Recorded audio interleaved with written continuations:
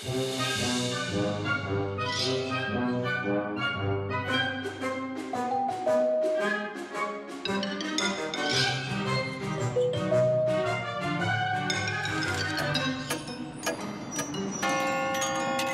contes fantastiques de Macha.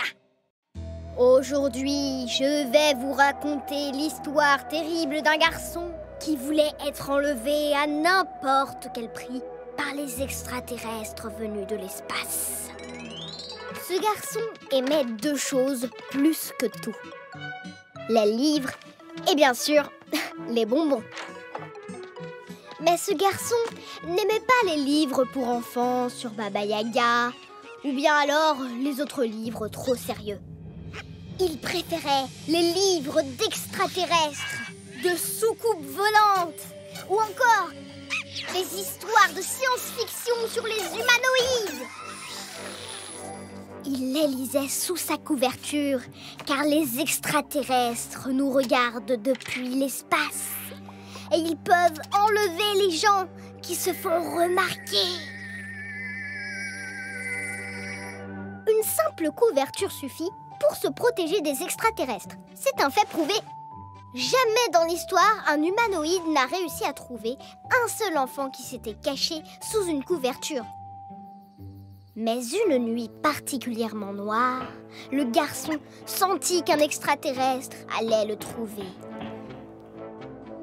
Dans le noir, de l'autre côté de la couverture, il entendit un craquement effrayant comme celui d'un rideau de douche.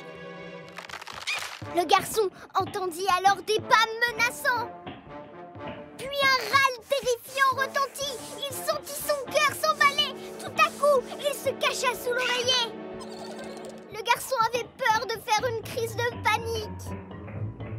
Il jeta un œil sous la couverture. Et bim, il ne vit personne. Il faisait tout noir. Quand tout à coup, dans l'obscurité, une lumière terrible l'éblouit. Le garçon voulait hurler, mais impossible, car une lumière était apparue juste devant lui. Et il vit un effrayant inhumain hérisson. Pourtant, qui peut avoir peur de ça? C'est juste un petit hérisson. Attiré par les bonbons, il est entré dans la maison, a grimpé sur la table de nuit et finalement a marché sur l'interrupteur. Quand la lampe s'est allumée, le hérisson a eu tellement peur qu'il a complètement oublié les fameux bonbons. Le garçon était vraiment soulagé que ce ne soit pas un extraterrestre, mais un animal, et ils devinrent amis. Le garçon mit le hérisson dans la machine à laver. Il le lança dans une fusée et le hérisson adorait ça. Un hérisson aime faire des expériences, surtout si on lui donne des bonbons après. Mais lors d'une nuit très sombre, le hérisson disparut tout à coup. Le garçon savait ce qui s'était passé. Bien sûr, c'était des humanoïdes qui attendaient pour voler le hérisson et ils avaient préparé leur vaisseau pour un voyage interstellaire. Et en plus du hérisson, les extraterrestres avaient pris tous les bonbons de la maison. Le garçon surmonta sa peur et courut pour sauver le hérisson et les bonbons des mains des extraterrestres. Quand soudain, il vit quelque chose. Juste devant la maison, dans le bac à sable du square, il y avait une soucoupe volante et deux hommes verts, le hérisson et un sac plein de bonbons. Puis, encore pire, il n'en croyait pas ses yeux. Le hérisson enleva son costume d'hérisson, car en fait, il n'était pas du tout un animal, mais un humanoïde comme les autres. Le garçon était vraiment très surpris quand une chose inattendue se produisit. Les extraterrestres eurent tellement peur qu'ils sautèrent dans leur soucoupe volante pour s'enfuir. Mais ils revinrent tout de suite. Ils prirent les bonbons, eurent peur à nouveau et s'enfuirent. Alors, le garçon réalisa qu'il n'y avait pas de quoi avoir peur. Finalement, les extraterrestres sont juste de petits hommes verts qui aiment les bonbons. bonbons dans l'espace. Les pauvres, alors ils doivent venir les chercher chez nous. Depuis lors, toutes les nuits, le garçon met des bonbons à la fenêtre sur le rebord. Et si jamais les extraterrestres viennent quand il dort, eh bien, ils auront une petite douceur.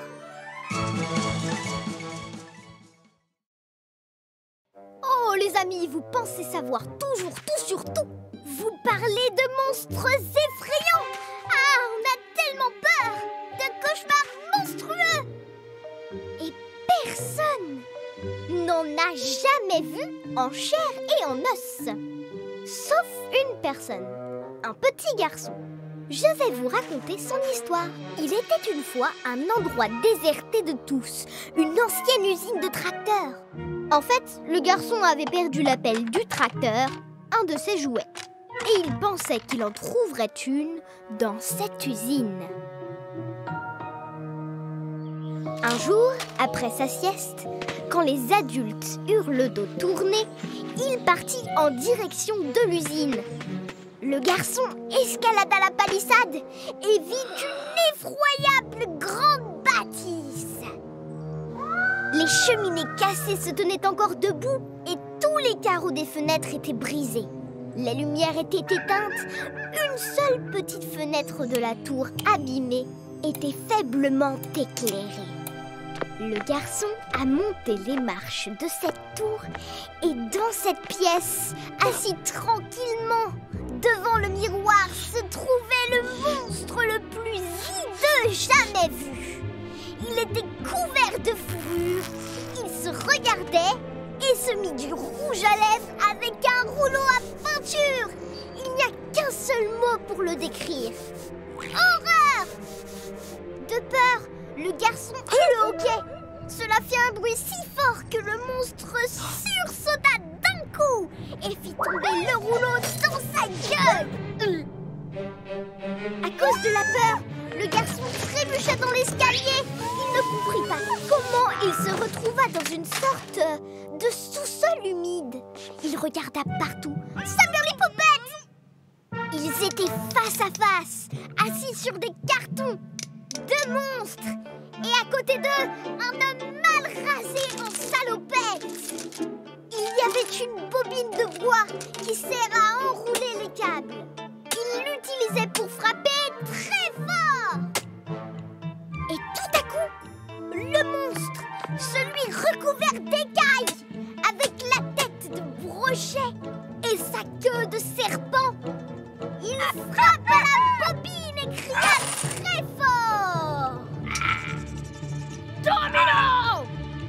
Et le deuxième monstre, avec la trompe sur les épaules, posée telle une écharpe, se mit à rire de façon si écœurante que cela donna la chair de poule au garçon, comme des cafards sur sa peau.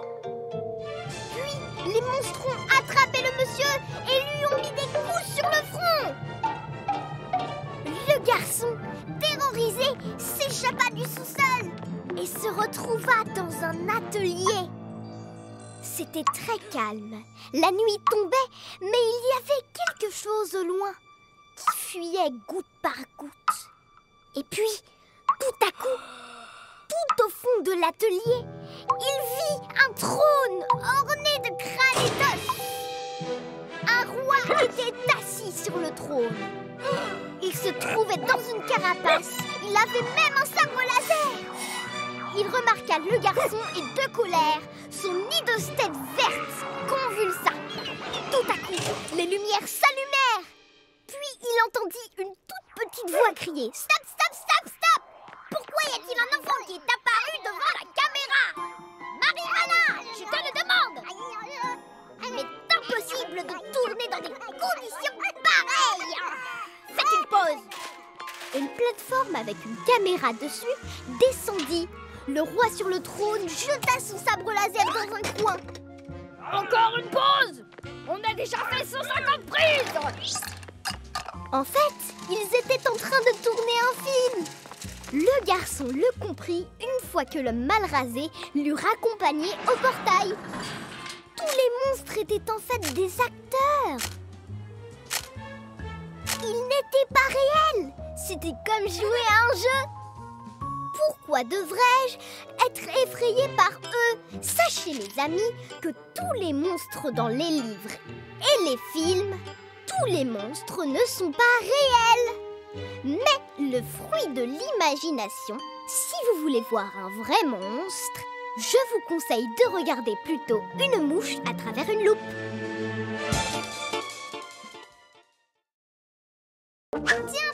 Tiens. Mais où sont donc passés tous les dessins animés? Je dois absolument résoudre ce mystère. Si tu veux mener